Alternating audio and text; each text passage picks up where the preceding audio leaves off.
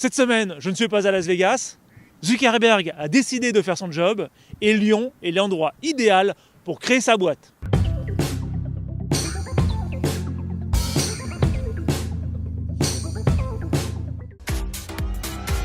Commençons tout de suite avec Facebook. Comme je vous en avais déjà parlé, Zuckerberg a l'habitude chaque année de publier son challenge personnel pour l'année qui arrive. Le challenge personnel de cette année est lié directement à l'année un peu rock'n'roll que vient de vivre Facebook. Cette année, Facebook a été plusieurs fois sur le devant de la scène. Ça a commencé en début d'année quand Facebook a été accusé de servir de relais à des campagnes de désinformation pilotées par la Russie. Allégation que Zuckerberg a déniée jusqu'au mois de novembre. Pourtant, depuis septembre, l'entreprise ainsi que Twitter et Google a été convoquée au Sénat pour s'expliquer. Ensuite, en novembre, l'ancien responsable de la croissance utilisateur de 2007 à 2011, et dont je ne vais pas citer le nom, a fait un espèce de mea culpa. Ce mea culpa n'a pas consisté à dire « on ne savait pas ce qu'on faisait, pardonnez-nous ». Non. Au contraire, Chamath nous explique clairement qu'il savait ce qu'il faisait. Écoutez la réponse de Chamath et la réaction du public à la question posée par la journaliste sur le motto de Facebook qui est « Move fast and break things ». And I'm hearing also a conflict with this like fail fast and learn mentality. I think that fail fast approach works in consumer internet businesses, but I don't think it works for anything that really matters. Basically. Notez les rires du public. Par contre, juste après, écoutez ce qu'il explique. Consumer internet businesses are about exploiting psychology. And that is one where you want to fail fast because, people are unpredictable, and so we want to psychologically figure out how to manipulate you as fast as possible and then give you back that dopamine hit. We did that brilliantly at Facebook. Instagram has done it. WhatsApp has done it. Snapchat has done it. Twitter has done it. So there are great examples. WeChat is doing it. There are great examples of failing fast is the right path to exploiting psychology of mass populations of people. Par contre, quand il explique juste après que c'est important pour une entreprise, notamment une entreprise comme Facebook, de se tromper rapidement pour pouvoir comprendre les ressorts psychologiques de ses clients pour pouvoir les manipuler en masse, notez que plus personne ne rit. En décembre, c'est Sean Parker qui en a remis une couche, alors que la couche précédente n'était pas encore sèche. Pour les plus anciens, vous vous souvenez peut-être que Sean Parker, c'est le fondateur de Napster. Mais c'est également l'un des investisseurs dans Facebook. D'ailleurs, il détient toujours 4% des parts de l'entreprise. Et Sean Parker nous explique que Facebook cherche à répondre à la question « How do we consume as much of your time and conscious attention as possible? And that means that we need to sort of give you a little dopamine hit every once in a while. » Vous avez vu les gestes qu'il utilise quand il parle? Ça vous rappelle rien? Cette année, il écrit, je le cite, « Comme le monde se sent anxieux et divisé, Facebook a beaucoup de travail pour protéger notre communauté de l'abus et de la haine. » Selon la fondation Megan Meyer, qui est une jeune fille de 13 ans qui s'est suicidée, 50% des suicides des adolescents est causé par du cyberharcèlement. Se défendre de l'interférence d'État-nation. Il s'agit bien sûr des fake news avec l'effet avéré qu'a pu avoir la campagne de désinformation russe sur le résultat des élections américaines. Et s'assurer que le temps passé sur Facebook est du temps bien dépensé. Et là, il répond directement à Sean Parker. Il termine par « Mon challenge pour l'année est de me concentrer à régler ces problèmes ». Je résume, le challenge personnel 2018 de Mark Zuckerberg est de faire son boulot.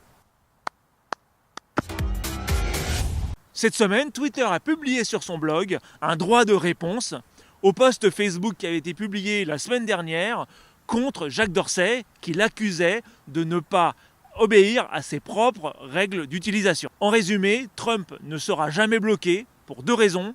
D'abord parce qu'il initie une conversation mondiale, qu'on soit pour ou qu'on soit contre.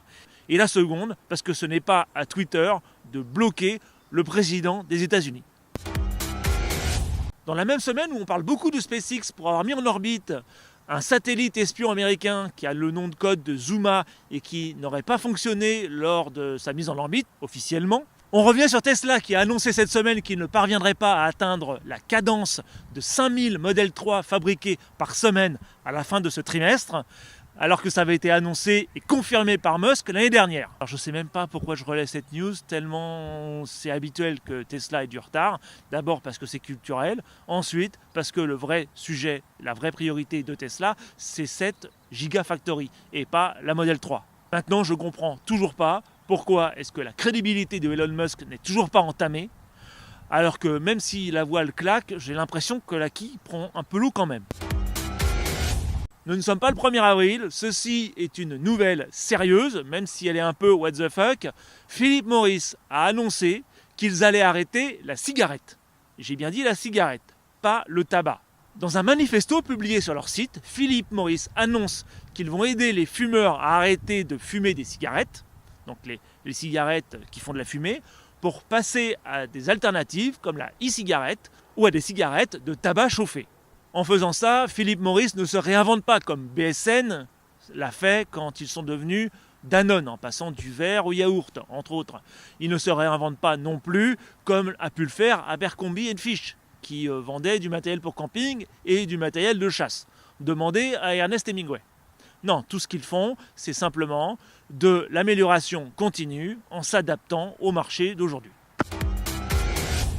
Comme vous l'avez remarqué, je ne suis pas au CES à Las Vegas, je suis à Lyon devant le musée Confluence. Lyon qui pourrait être la ville idéale pour créer son entreprise. Alors admettons, vous avez une idée géniale d'un nouveau produit, un nouveau procédé ou une application, mais vous êtes bloqué par la technologie. Dans ce cas-là, il faut vraiment que vous rencontriez Nicolas Mousset de Pulsalis. Donc Nicolas Mousset, et je travaille chez Pulsalis. Nous, on est une structure qui accompagnons les entreprises et les entrepreneurs à se différencier sur la base de technologies et de résultats issus des laboratoires. On est un peu un traducteur, c'est-à-dire que les laboratoires vont parler de manière scientifique, et nous, on va essayer de traduire les composantes scientifiques en applications. Et ensuite, la force qu'on a, Pulsalis, c'est qu'on est une société d'accélération de transfert de technologie. Et grâce à ça, on a été doté de fonds qui nous permettent de faire passer une technologie de la paillasse du laboratoire à un premier prototype pour l'entreprise. Comment on fonctionne? C'est un point qui est intéressant, c'est que nous, on accepte de prendre des risques élevés, c'est-à-dire que sur une entreprise qui a identifié un résultat de recherche, on va dire, intéressant pour son développement. C'est une PME, elle n'a pas forcément les moyens d'investir en développement, parce que pour l'instant, le projet est trop risqué. Nous, on va se dire, ok, on va prendre le pari de cette PME française, on va dire, là, on est prêt à développer une partie de la technologie.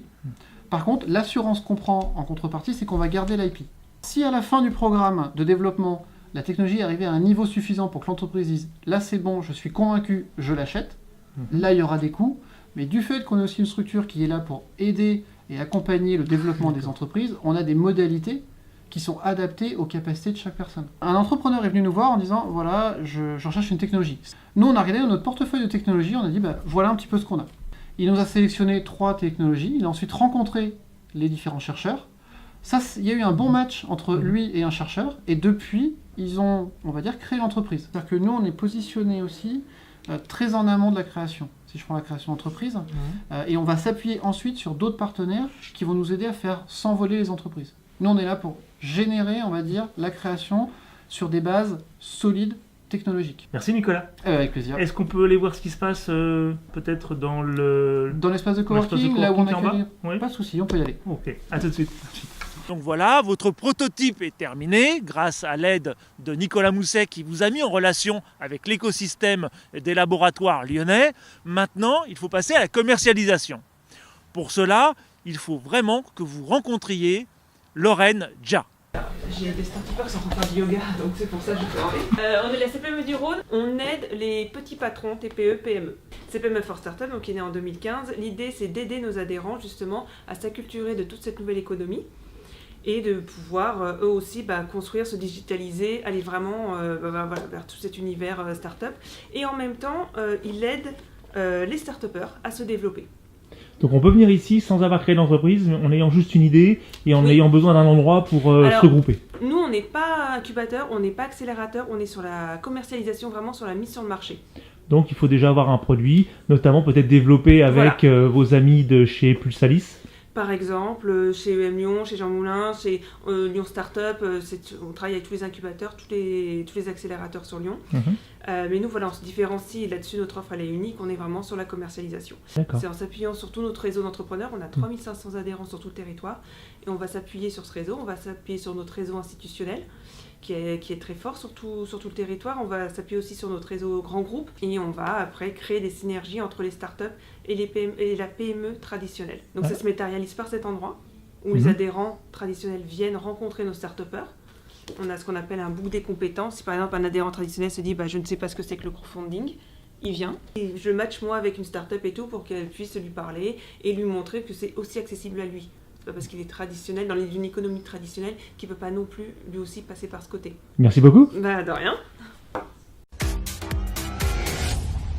Cette semaine, on va mélanger les événements avec les tendances, on va gagner du temps. Peut-être que vous le savez, cette semaine a eu lieu le Consumer Electronics Show, le CES, à Las Vegas.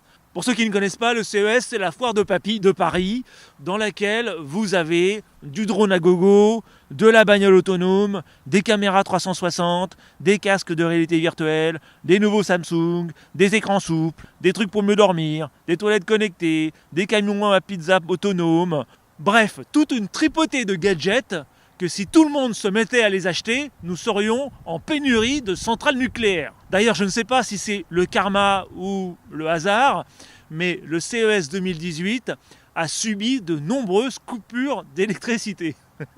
Cette semaine, je vais vous parler de deux tendances, l'une étant entraînée par l'autre. La première étant les assistants connectés.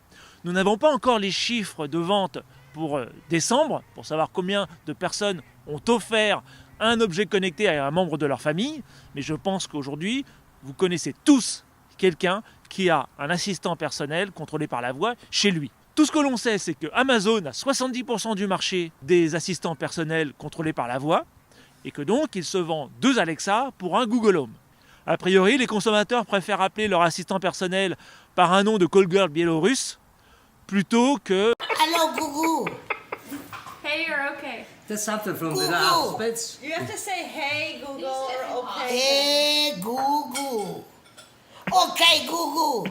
What's the... ce qui entraîne une autre tendance, qui est le A-commerce. A pour automatiser et pour assister. Alors pour le automatiser, je ne vais pas vous parler de cette armée de robots qui est en train d'envahir peu à peu toutes les plateformes logistiques du monde.